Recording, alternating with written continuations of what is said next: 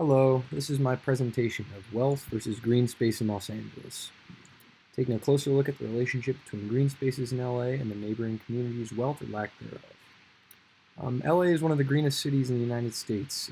There's a lot of initiatives and programs to promote sustainability, from launching their own Green New Deal to having most EV stations in any city. It's a global climate leader, and that's an important thing about LA.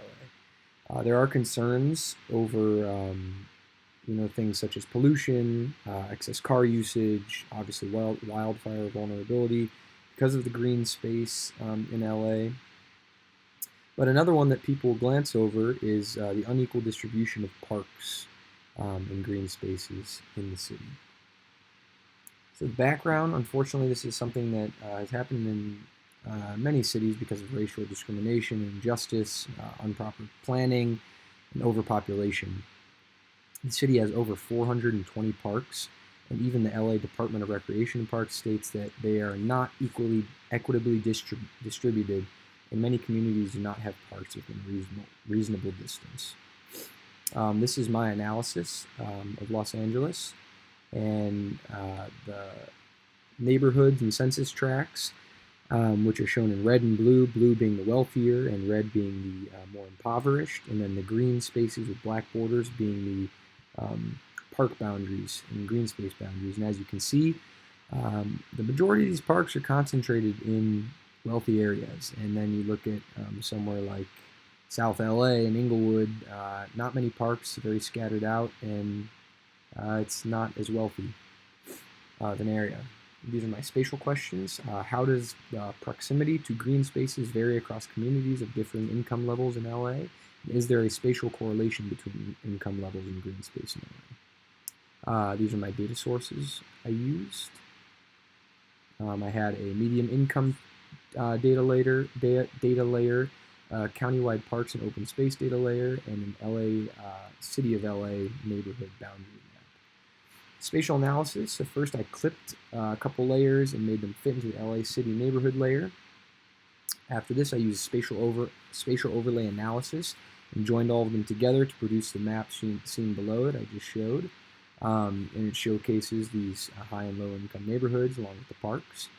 Then I used a color comparison and hue rotate effect, which transforms the colors, made them relative to each other, and then above and below the median household income in LA, which is calculated at $80,000, 281. So these red areas are less than that, and these blue areas are greater than that.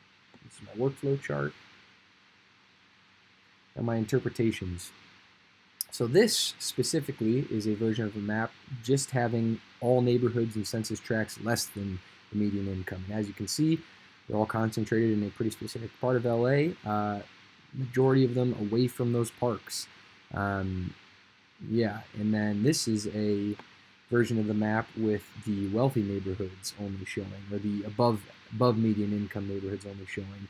And as you can see here, it's pretty obvious that the majority of the parks are concentrated in these areas, overwhelmingly. Either they're in those neighborhoods or the parks are very close nearby.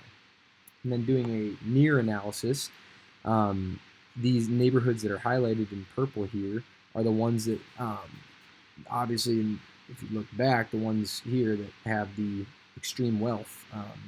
And the concentration of green space in these purple areas is calculated as being higher in every single one of these census tracts by square footage. So that means that the proximity from parks or green spaces to households in these areas is much closer as compared with these kind of peachy gray tracts, which are like South LA again, the Valley, a lot of areas there. And those are low income, non-park saturated areas with not as close of a proximity to parks. And then this is just a comment, that LA City doesn't even include Santa Monica, West Hollywood, Beverly Hills, and those are some of the greenest places in LA, so it brings up a whole different argument. But yeah. Conclusions. Overall, I can confidently conclude that the city of LA has a very unequal distribution of green spaces by wealth. The majority of the green space is concentrated into those above median income neighborhoods, where the low income neighborhoods have a disproportionate amount of minimal green space. To answer my spatial questions, yes, the proximity of green space to households varies greatly. Higher income communities have more parks, lower income communities have less. And yes, there is a spatial correlation between income level and green space in LA.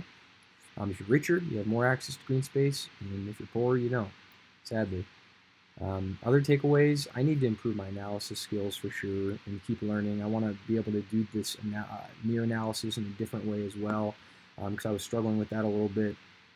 But I hope to just keep learning about it and I do better next time. And I also hope that Los Angeles will continue to provide, sufficient access, because everyone deserves access to parks and green space, and for their mental health, for their physical health, for everything. And we all need it, and it shouldn't just be people who can have a lot of money who have it. So here's my references.